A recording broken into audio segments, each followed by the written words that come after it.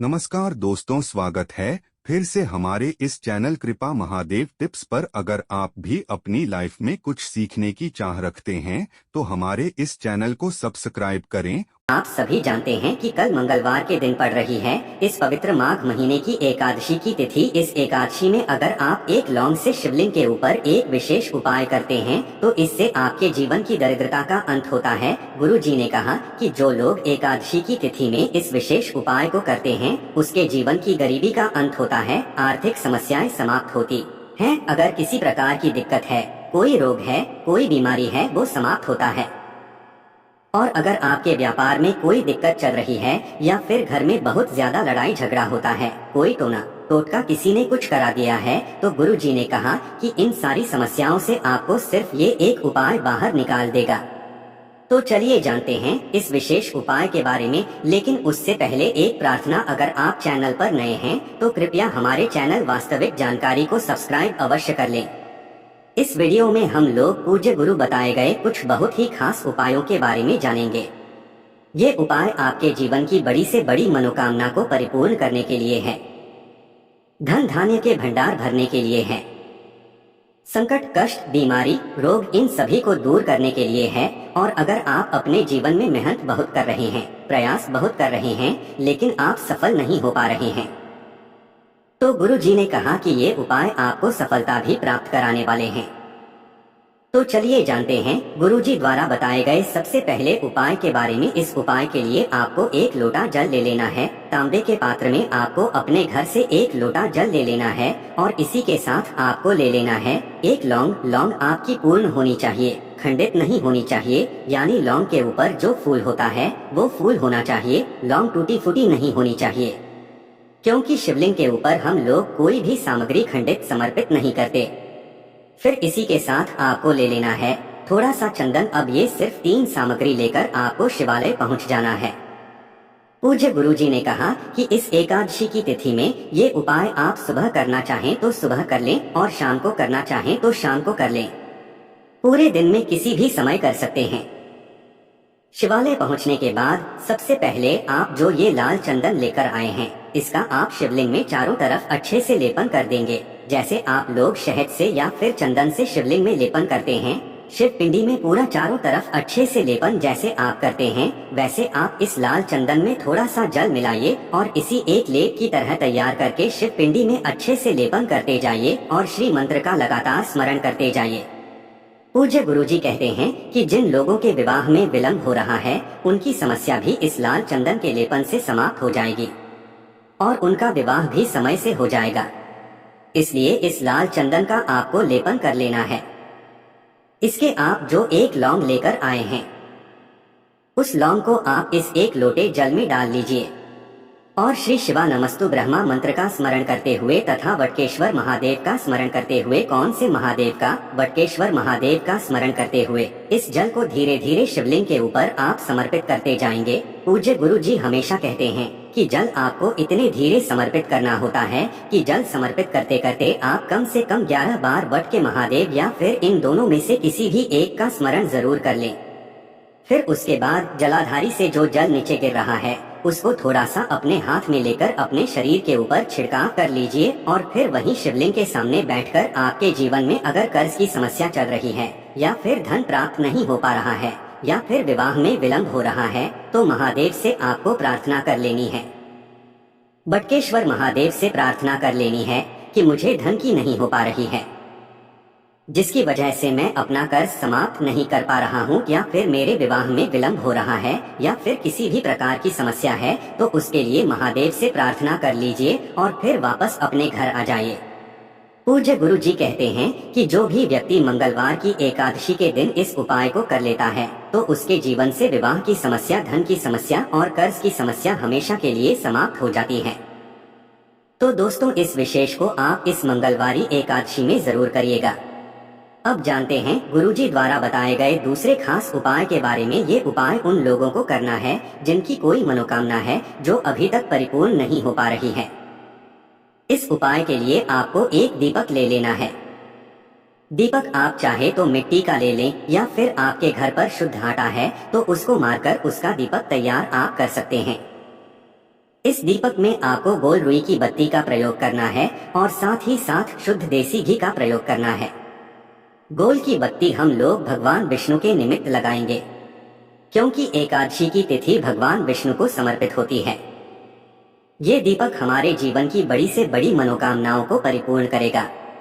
हमारे घर में धन धान्य की बढ़ोतरी होगी, भगवान विष्णु की तथा माता लक्ष्मी की हमें कृपा प्राप्त होगी और हमारे धन धान्य के भंडार सदैव के लिए भर जाएंगे। तो इस विशेष उपाय को आप बहुत ही ध्यान से समझिएगा। आपने ये एक दीपक तैयार कर लिया, फिर इसी के साथ आपको थोड़ी सी हुई हल्दी ले लेनी है। 1 चुटकी या 2 चुटकी आप पीसी हुई हल्दी ले लीजिए और थोड़े से काले तिल के दाने ले लीजिए। काले तिल के दाने भगवान विष्णु के पसीने से उत्पन्न हुए हैं, इसलिए आप थोड़े से काले तिल के दाने ले लीजिए। अब ये दीपक लेकर आपको पहुंच जाना है तुलसी जी के पौधे के सामने। ये उपाय आप शाम को सूर्यास्त के बाद करेंगे। सूर्यास्त के बाद ये दीपक लेकर आप तुलसी जी के पौधे के नीचे पहुंच गए। ध्यान रखिएगा, तुलसी जी के पौधे को आप स्पर्श नहीं करेंगे, क्योंकि एकादशी की तिथि में हम लोग तुलसी जी के पौधे को स्पर्श नहीं करते हैं। और खास तौर से जब जब एकादशी की तिथि हुआ करे तब आप एक बात ध्यान रखा करिए कि एकादशी की तिथि में आप कोई भी पेड़ पौधे की कोई पत्ती मत तोड़ा करिए, ना ही कोई उसकी डंडी या फिर कोई तना कुछ भी मत तोड़ा करिए। इसलिए आप लोग इस तुलसी जी के पौधे की भी पत्ती या डाली कुछ भी तोड़ेंगे नहीं, बल्कि इसको स्पर्श भी नहीं करेंगे। अब ये दीपक तुलसी जी के पौधे के नीचे रखकर इसको प्रज्वलित कर देना है। ध्यान रखिएगा, इस दीपक की लौ से तुलसी जी की पत्तियां झुलसे ना, इसलिए थोड़ा सा दूर रखिएगा। इस दीपक को प्रज्वलित कर दीजिएगा और कम से कम 11 बार ओम नमो भगवती वासुदेवा इस मंत्र का स्मरण कर लीजिएगा। उसके बाद आपके जीवन की जो धन की समस्या है उसको दूर करने की भगवान विष्णु से, माता लक्ष्मी से, माता तुलसी से प्रार्थना कर लेनी है। और फिर ये 1 चुटकी हल्दी आपको इसी दीपक में डाल देना है। चुटकी हल्दी डाल दीजिए। ओम नमो भगवते वासुदेवा इस मंत्र का स्मरण कर लीजिए। फिर उसके बाद 1 चुटकी जो आप काले तिल के दाने लेकर आए हैं उनको भी डाल दीजिए और फिर से ओम नमो भगवते वासुदेवा मंत्र का स्मरण कर लीजिए।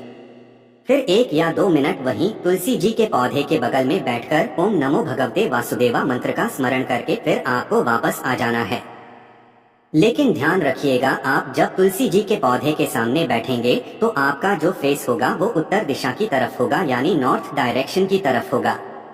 पूज्य गुरु जी कहते हैं कि एकादशी की तिथि भगवान विष्णु को समर्पित होती है, इसलिए भगवान विष्णु के निमित्त किए जाने वाला ये उपाय हमारे जीवन में धन, वैभव, मान, सम्मान, यश, कीर्ति की प्राप्ति करवाता है। धन धान्य के भंडार हमारे भरते हैं तथा हमारे सारे दुर्भाग्य का अंत होता है। इसलिए आप इस एकादशी की तिथि में ये विशेष उपाय जरूर करिएगा। अब जानते हैं पूज्य गुरुजी द्वारा बताए गए तीसरे के बारे में, जो सबसे आखिरी उपाय है। ये उपाय बहुत ही खास है। इस उपाय के लिए आपको 1 लोटा जल ले लेना है। तांबे के पात्र में आपको जल ले लेना है और साथ ही साथ आपको 5 बेलपत्र ले लेनी है। एकादशी के दिन किए जाने वाला सर्वश्रेष्ठ उपाय है ये, इसलिए अगर आपके पास बेलपत्र नहीं है तो शिवलिंग के ऊपर चढ़ी हुई बेलपत्र को उठाकर जल से शुद्ध करके फिर आप उसका भी इस्तेमाल कर सकते हैं। बस आपको ध्यान रखना है कि ये बेलपत्र कहीं से भी कटी फटी नहीं होनी और बेलपत्र की डिंडी के आखिर में जो होती है यानी जो डंठल होता है वो भी नहीं होना चाहिए। अब सिर्फ ये 2 सामग्री लेकर आपको शिवालय पहुंच जाना है। शिवालय पहुंचने के बाद आप दक्षिण दिशा में बैठ जाइए और उत्तर दिशा की तरफ अपना फेस कर लीजिए और फिर ये जो 5 बेलपत्र आप लेकर आए हैं इनको इसी 1 लोटे जल में डाल लीजिए। फिर उसके बाद ये पूरा जल आपको नंदी महाराज का जो पैर उठा हुआ रहता है उस पैर में समर्पित कर देना है। भगवान नंदी का जो उठा हुआ रहता है उस पैर में ये जल समर्पित करते हुए आपको श्री शिवाय नमस्ते मंत्र का लगातार स्मरण करते जाना है। लेकिन जल समर्पित करते हुए ध्यान रखिएगा कि ये बेलपत्र समर्पित ना हो। बेलपत्र उसी लोटे में रहनी चाहिए। सिर्फ जल आपको नंदी महाराज का जो पैर उठा हुआ रहता है वहाँ पर समर्पित कर देना है। जल समर्पित करने के बाद ये 5 बेलपत्र आपको शिवलिंग के ऊपर समर्पित कर देनी है। बेलपत्र की चिकनी साइड का हिस्सा शिवलिंग में टच करेगा और बेलपत्र डंडी जलाधारी की तरफ रहेगी। बेलपत्र आप चाहे तो 5 एक साथ समर्पित कर सकते हैं। बेलपत्र समर्पित करते हुए आपको श्री शिवाय नमस्ते मंत्र का स्मरण करना है। और महादेव से प्रार्थना कर लेनी है कि मेरी ऐसी ऐसी मनोकामना है। मेरे जीवन में धन की बहुत ज्यादा समस्या है, जिसकी वजह से मैं अपना व्यापार नहीं कर पा रहा हूँ, या फिर मैं बहुत वर्षों से, बहुत महीनों से नौकरी की तैयारी कर रहा हूँ, मुझे नौकरी नहीं मिल पा रही है, या फिर मेरे जीवन में बहुत ज्यादा अंधकार, मुझे किसी भी कार्य में सफलता नहीं मिल पा रही है। पूज्य गुरु जी कहते हैं कि आपकी जो भी मनोकामना है उस मनोकामना का स्मरण करिए, महादेव से उस मनोकामना को पूर्ण करने की प्रार्थना कर लीजिए और फिर वापस अपने घर आ जाइए। गुरु जी कहते हैं कि जो भी व्यक्ति एकादशी की विशेष तिथि में इस उपाय को कर लेता है तो उसकी बड़ी से बड़ी मनोकामना महादेव की कृपा से बहुत ही जल्द परिपूर्ण हो जाती है और उसके जीवन की सारी समस्याएं समाप्त हो जाती हैं। तो दोस्तों, ये थे पूज्य गुरु जी द्वारा गए कुछ बहुत ही खास उपाय। अगर आपको जानकारी अच्छी लगी हो तो वीडियो लाइक करिएगा। श्री शिवाय नमस्तुभ्यम। हर हर महादेव।